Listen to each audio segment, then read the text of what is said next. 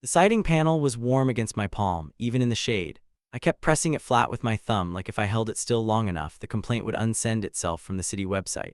Behind me, the breeze flipped the pages of the citation letter still pinned to the porch rail with a screwdriver. My neighbor's lawnmower droned 2 yards away, but it may as well have been in my ear.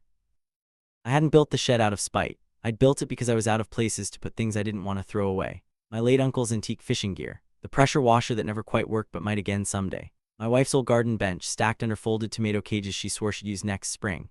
We don't have a garage, just a carport, and between the kids' bikes, the leaf blower, and the mess of hoses I never coil right, things were piling up. So I built a shed, not a palace, not even visible from the street unless you walked to the very edge of the sidewalk and squinted past the side gate. It hugged the back fence like a nervous guest at a party, barely there. But then came the complaint. Structure visible from easement, potential setback violation, unpermitted construction. Typed, printed, and sealed with the grim tone of city planning. It wasn't anonymous. Top right corner.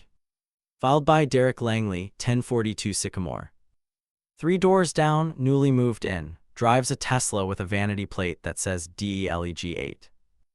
I stood on my own porch rereading his name like I'd misread it the first 5 times. Langley, not someone I'd ever had a beer with, but we'd waved. Once he handed me a misdelivered package with a smile so thin it might have been glued on. Now he was filing complaints. My wife Claire was calmer about it. Maybe he's just new, doesn't get how the neighborhood works yet. Yeah, I said, how does it work? We rat each other out to zoning now. She shrugged, folding laundry on the kitchen island while I paced between the fridge and the back door like I was going to do something about it. Maybe just talk to him, she said, could be a misunderstanding. But it was not really. 2 days later, I saw him in his driveway, fiddling with a level and some blue flags he'd placed in his side yard. The kind surveyors use. He was dressed like he was about to direct traffic at a yacht club. Crisp polo, slim-fit khakis, mirrored sunglasses. I crossed the street before I could think better of it. Hey, I said. He turned, not surprised. Hi, can I help you? I held back a breath. Just wondering if you had a problem with my shed. His smile flicked upward in a PR sort of way. That, not personal, just noticed it might be a little over the line. I have experience in development and I'm a big believer in codes. Keeps things fair. Fair, I echoed. Exactly, you get one person bending the rules, next thing you know everyone's doing it. You'd be surprised what that does to property values. Right, I said, jaw tight, because my 8x8 plywood box is wrecking the neighborhood. He chuckled like I'd told a polite joke at a networking event. No hard feelings, just want things above board. He turned back to his flags like I wasn't still standing there. I didn't sleep well that night, not from rage exactly, more like a sour pit in my stomach. I'd lived on the street for 16 years, raised 2 boys here, shoveled sidewalks for the elderly couple 2 doors down every winter, helped organize the block party 3 years running. And now I had to think twice about hammering a board in my own yard because some transplant thought he was zoning sheriff. But I didn't push it, I measured, I checked the codes, I even submitted for a retroactive permit just to cover myself. It cost me $227 in 2 afternoons. And for a few weeks that was that. Until the digger arrived. It rolled in on a flatbed at 8 in the morning like a mechanical beetle, slow, loud, and unapologetic. Orange flags were now planted along the edge of Derek Langley's yard, lining the narrow strip between his fence and ours. The fence that, by my records, marked the legal property line. Claire spotted it first from the kitchen window. Is he digging a pool? I walked out barefoot to the fence and watched the machine start scraping sod. Derek stood off to the side with his arms folded, nodding like a man about to get exactly what he wanted. By lunchtime, the strip of land behind our house looked like a war trench. The machine had chewed right up to the base of our shared fence, shaving the roots of the lilac bush Claire had bobbied for 5 years. I knocked on his door harder this time. He opened it with the same glassy smile. Hey there. You digging a pool? I asked, skipping the pleasantries. Lap pool 18-footer keeps me sane. You know that's right up against our property line. He cocked his head. I had a survey done, fence might not be where you think it is. My hand curled against my thigh. You mean you think part of our yard is yours? I think the records will clarify it, he said. Shouldn't take long, you'll be notified. I didn't reply, I just walked away. Claire met me halfway up our driveway, arms crossed. What did he say? Says the fence is wrong. Since when? Since always, apparently. That night, I dug out the manila folder we kept in the file cabinet labeled House, Old. Inside were closing documents, plat maps, inspection reports from when we bought the place in 2008. I traced the lot boundaries with a pencil under a weak desk lamp. The numbers matched what I remembered. The fence was exactly where it had always been. So I called the city. Then I called a surveyor. And then I waited. 3 days later, a city official left a card in our mailbox. Pending property dispute, boundary survey recommended before complaint resolution. I watched Derek from our upstairs window. He stood in his trench site with a contractor, gesturing to an iPad and pointing toward our side fence like he was drafting blueprints for an invasion. Claire came in behind me, silent for a while. Should we tell the boys? She asked finally. Tell them what? I said. That our neighbor's trying to dig his way into our backyard, that our shed offended his HOA senses and now he wants to redraw the earth. She didn't answer. Eventually the surveyor came. Neutral, polite, walked the property with a GPS rod and a clipboard, said he'd have a full report within the week. In the meantime, the pool digging didn't stop. Rebar appeared, concrete forms, bags of mix. The trench transformed into something undeniable, and it crept inch by inch closer to our side.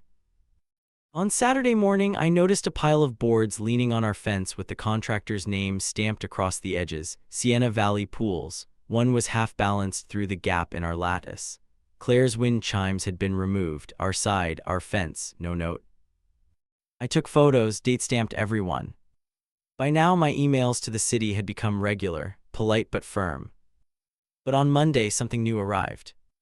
A notice, certified mail. Petition to adjust boundary line, hearing scheduled. Filed by Derek Langley. My ears rang reading it. Claire read over my shoulder, then leaned into the fridge and just stood there, her hand on the shelf like she forgot why she opened it.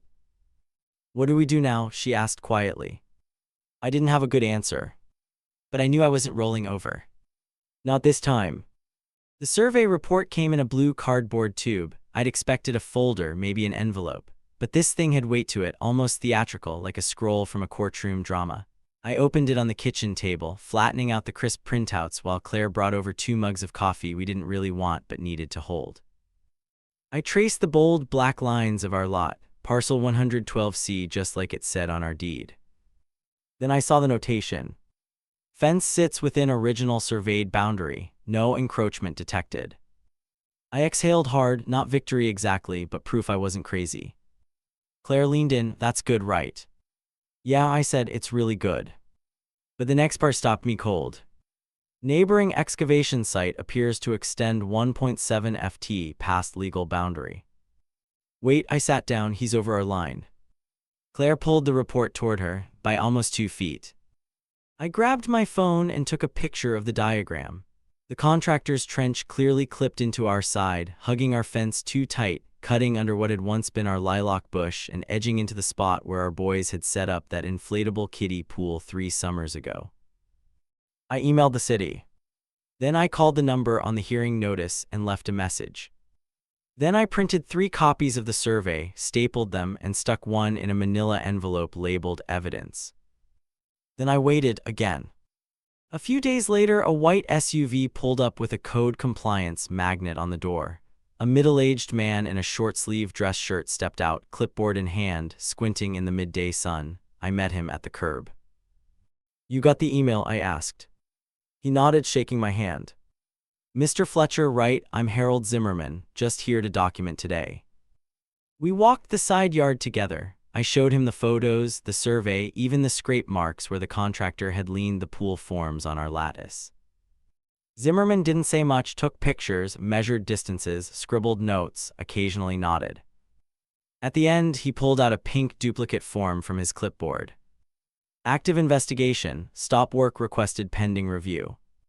It wasn't a cease and desist exactly, but it was close. Derek came out about 10 minutes later, right as Zimmerman was pulling away. He had that look again, like a man trying to smile while chewing glass. You call the city on me again. I didn't answer immediately, just handed him the copy of the survey. He took it, flipping through like he already knew what it said. "This isn't final," he muttered. "It's from a licensed surveyor," I said. "Your guys dug past our property line." "We'll see what the board says," he snapped. "The lot lines are old, there's precedent for adjustments." He turned and stormed back inside without another word. Claire came out a few minutes later with a basket of laundry on her hip. "Did he take it okay?" "Define okay." She gave me a small smile and shook her head. "I'm gonna replant the lilac," she said, "even if it doesn't take." I nodded. "Good." That weekend, the construction noise stopped. No trucks, no workers, just the exposed trench baking in the late spring heat, surrounded by half-poured concrete and abandoned rebar. It was like someone had tried to build a pool and just quit midway, an open scar behind our fence. The hearing was scheduled for the following Thursday. It wasn't in a courtroom like TV would have you believe, just a conference room in the municipal annex building with a plastic sign that read Zoning Review Board, Public Disputes. Claire couldn't come. She had to drive Tyler to his dentist appointment, but she kissed me twice before I left and told me to keep calm. "Don't get baited," she said. "You're not the one who crossed the line." Literally. I walked into the room in a button-up that still smelled faintly like mothballs, the kind I only wore to church or job interviews. Derek was already there, seated at a long table with a thick folder and a man beside him, mid-40s, clean suit, Bluetooth in one ear. "Lawyer." The board was 5 people, middle-aged, tired-looking, probably city staffers who'd rather be anywhere else. One of them, a woman with red-framed glasses, nodded for us to begin. "Mr. Langley, you submitted the initial request for boundary reassessment. Please explain." Derek stood, polished, confident. He used phrases like "in good faith," "legacy fence misalignment," and "reasonable adjustment."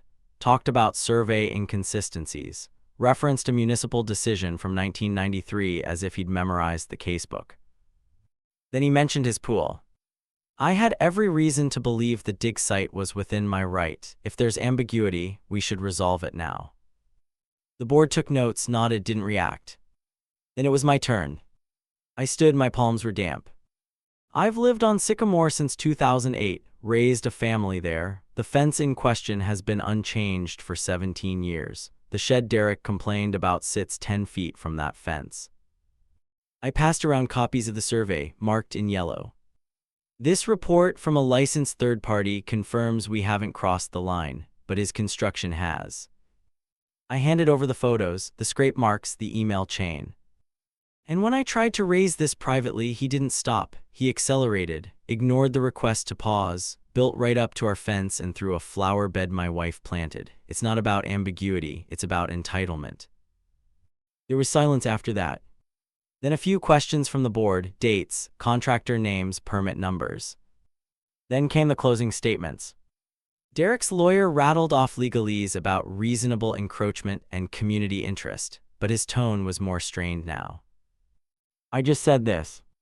My kids grew up in that yard, they had a sandbox there. I'm not here to win a lawsuit, I just want my yard back." The board recessed. 10 minutes felt like 100. Then they returned. Decision: boundary confirmed as surveyed, encroachment noted, construction to halt, reinstatement of fence line required. Derek's face didn't move, but his hands clenched tighter than his tie. Outside, he didn't look at me, just got in his car and drove off. I stood there a minute longer, phone buzzing in my pocket. It was Claire. "Well," she asked. "We won." She exhaled loud enough to rattle the speaker. Back home, I pulled the survey back out, this time laying it on the shed's workbench. I stared at the lines, solid, unapologetic, permanent. He tried to move it. Tried to redraw our life like it was a spreadsheet he could reformat. But the line held. The crew came back the next week, not Derek's pool guys, but a new set of contractors. Hired by the city, I assumed, or maybe by Derek under pressure from the ruling. They were quiet, efficient, and businesslike, the kind of workers who knew they were being watched. They removed the rebar, filled the trench, and packed down the soil like nothing had ever happened. But something had happened. I watched from my back window while they worked, arms crossed, coffee in hand. The ground might have been restored, but the tension in the neighborhood had only deepened. You could feel it. The usual Saturday buzz, the low thrum of mowers, distant basketball thumps, kids on scooters, felt subdued. The dads didn't linger at the edge of their driveways. Nobody waved when you drove past. Claire called it the Derek effect. "He's like a walking HOA manual with a superiority complex," she said one night, folding laundry while I ran a socket wrench across the hinge of the shed door. Even Melissa across the street stopped saying hi. I tightened the bolt harder than I needed to. Derek hadn't spoken to us since the hearing. No apology, no acknowledgement, just silence, and that made it worse, because now it wasn't a disagreement, it was a cold war. Then came the permit notice. Folded into our mailbox with a bright orange tag, "Application for new pool permit, 1042 Sycamore." He was trying again.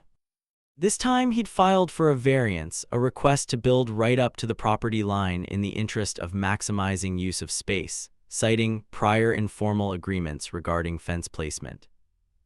I stared at the notice like it had personally insulted me. Claire read over my shoulder, her face going red. "Unbelievable." I called the city. They said it was legal to file, even after a ruling. I asked what we could do to object. They told me to prepare a statement for the zoning variance hearing. It would be public. And then something unexpected happened. It started with John, the guy 3 doors down, the one with the green mailbox and 2 old labs that bark at leaves. He stopped me on my way back from the trash bin. "Hey," he said, hands in his hoodie. "Heard about the pool mess, saw the flags." I nodded. "It's not over, he's trying again."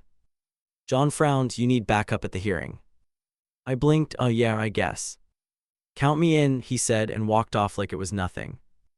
The next day, Melissa waved from her porch and called me over. Said she'd had trouble with Derek too, something about parking complaints. Then Darren, who lived directly behind us, emailed me a photo Derek had once sent him, complaining that Darren's compost bin was too close to shared airspace. I compiled everything. One by one, quietly, the neighborhood rallied. By the time the hearing rolled around, I had a binder with statements from 8 households. Nothing dramatic, just personal testimony, neighbor to neighbor, people tired of being treated like pawns in someone's quest for suburban perfection.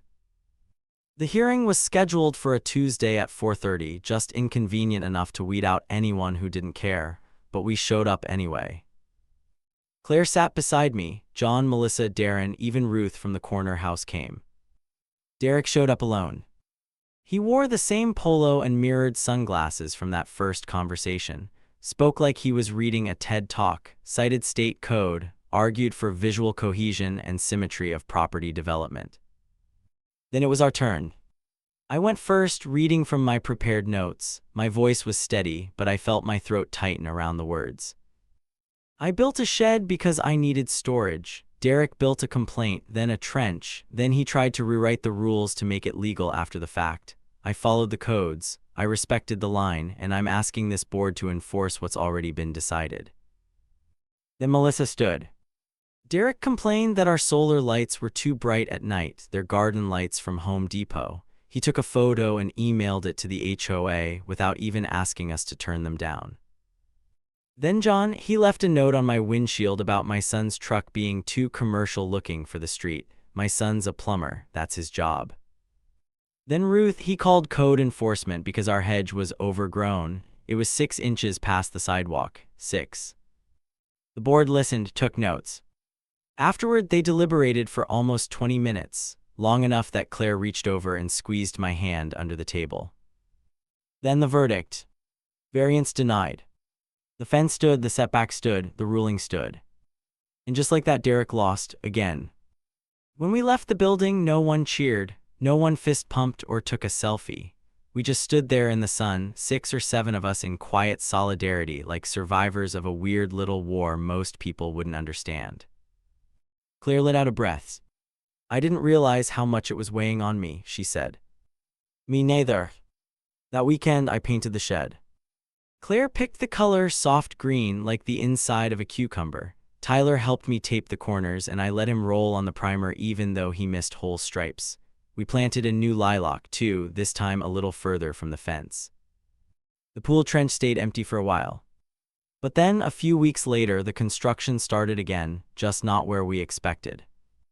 Derek's pool was being built, but this time at the far end of his yard, away from the fence, well within the legal setback. A different crew, quieter, fewer trucks, no flags on our side. I watched for a few minutes from the shed door. Claire joined me. "Do you think he learned anything?" she asked. I looked at the new location, the trimmed hedges, the way he avoided our eyes when we passed now. "I think he learned the line holds." She nodded, and so do we. The shed door creaked a little when I opened it now, even after I oiled the hinges.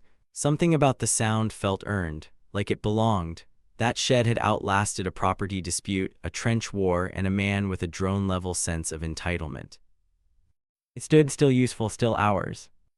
The lilac bush, the second one, was starting to bud. Not much, just a few hopeful green tips, but Claire checked it every morning like a ritual. She'd glance through the kitchen window with a coffee in her hand and mutter, "Still holding on." We both were. The neighborhood shifted after the hearing, not dramatically, but noticeably. There was a quiet sort of camaraderie now. Melissa brought over muffins she didn't even pretend to have baked herself. John waved from his porch more often, holding up 2 fingers like a private signal. Ruth offered me her old garden hose when mine finally gave up. It was like surviving a flood together. You don't always talk about it, but you remember who bylaid water with you. Derek, for his part, retreated. Not entirely. He still walked his property every morning with a clipboard and a measuring tape, still washed his Tesla with a nozzle set to gentle mist, still adjusted his mailbox flag twice a day even if no mail had come. But he no longer made eye contact. And he didn't file another complaint, not publicly. Still, the silence had weight. Tyler noticed it too. One afternoon, he came back from riding his bike and tossed his helmet onto the porch bench. Mr. Langley just stared at me while I turned around in his driveway. "Did he say anything?" "No, just stared like I ran over his pet grass." Claire frowned from the kitchen. "I'll talk to him," I said, just to clear the air. Claire raised an eyebrow. "You sure that's the move?" "No," I said, "but I'm tired of pretending he's a ghost." So the next morning I walked over. Not with anger, not with papers, just with a hand in my pocket and a hope that maybe, just maybe, we could reset.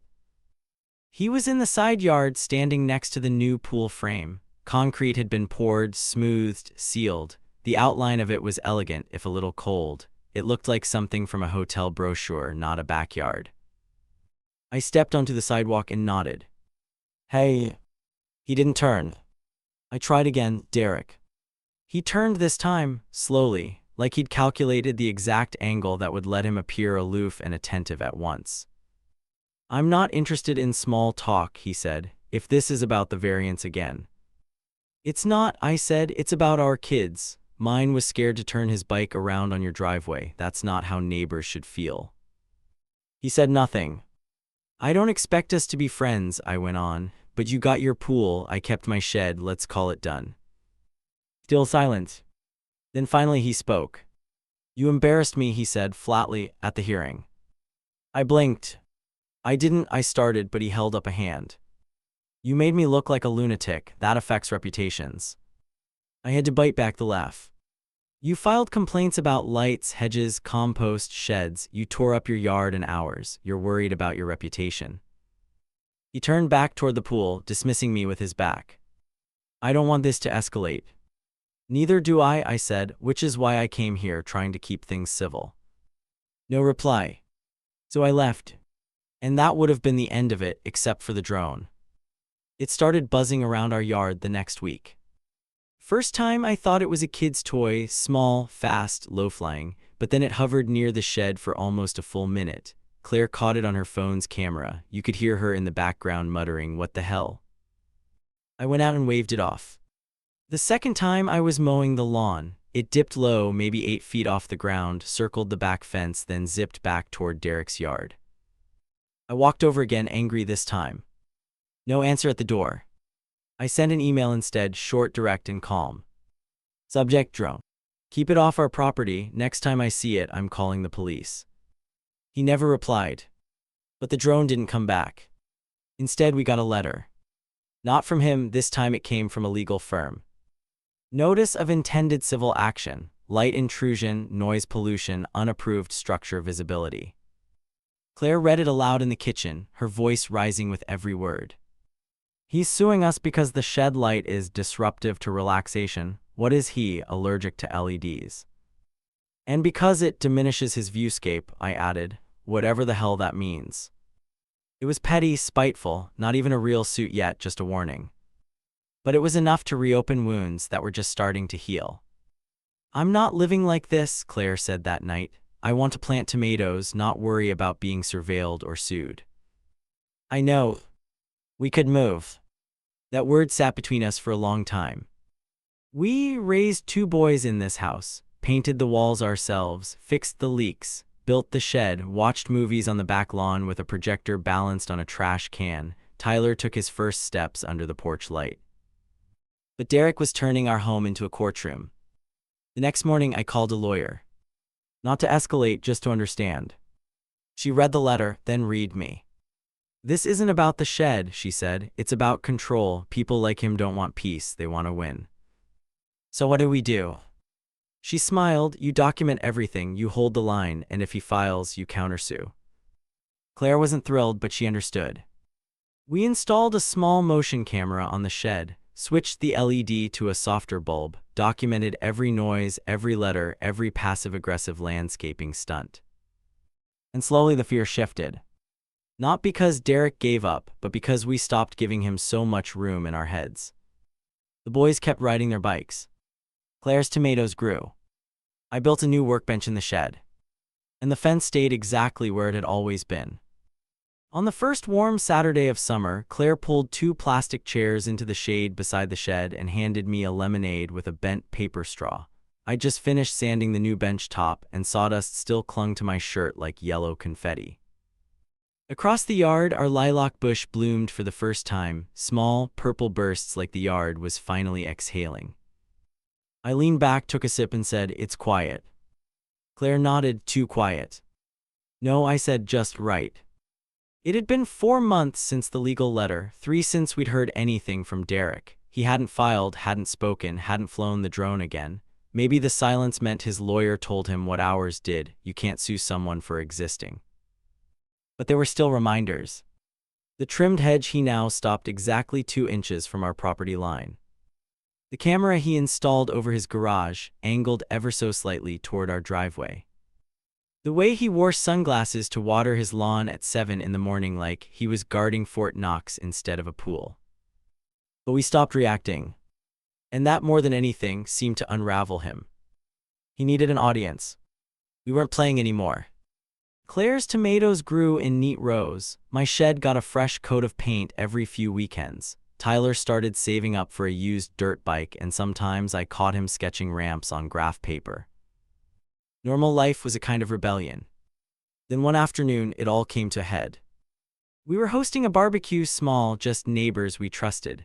Melissa brought coleslaw, John manned the grill with military precision. Kids played cornhole in the driveway. The speakers hummed with old soul music, not too loud, just enough to feel like summer. I was in the middle of flipping burgers when I heard Ruth whisper, "Oh boy." I followed her gaze.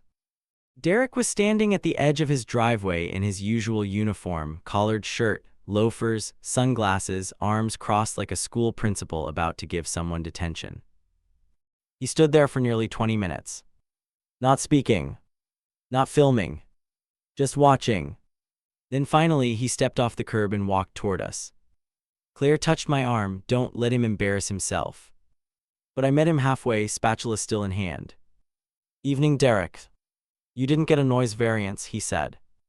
I blinked. "For what?" "This gathering, there are vehicles partially blocking the street. I've recorded license plates. There are municipal ordinances."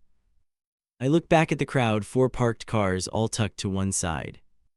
"We're under the decibel limit," I said. "Nothing illegal about having people over." He lifted his chin. "It's about respect." I shook my head, let out a breath. "No, Derek, this is about control, and you've lost it." He stared at me like he didn't understand the sentence. So I continued quietly. "You moved here thinking you'd shape the neighborhood, file a few complaints, tweak the lines, build your pool, but we pushed back, not with noise, not with force, just with truth." He opened his mouth, then closed it. I looked down at my spatula. "Want a burger?" His jaw twitched. "No." He turned and walked away, slower this time, no performance in his stride. Claire joined me, handing me a paper plate. "You were kind," she said. "Not really. You didn't throw the spatula." "True." The rest of the evening was warm and simple. Someone lit citronella candles. Ruth sang along to the oldies. One of the kids found a frog and named it Larry. No police came, no complaints were filed. Derek's pool stayed full but unused.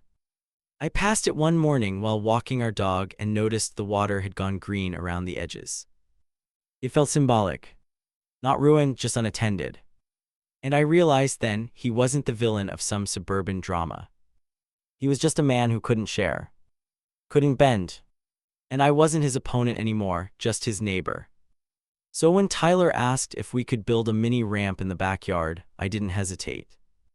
We measured, planned, built it over 3 weekends with scrap wood and a lot of duct tape.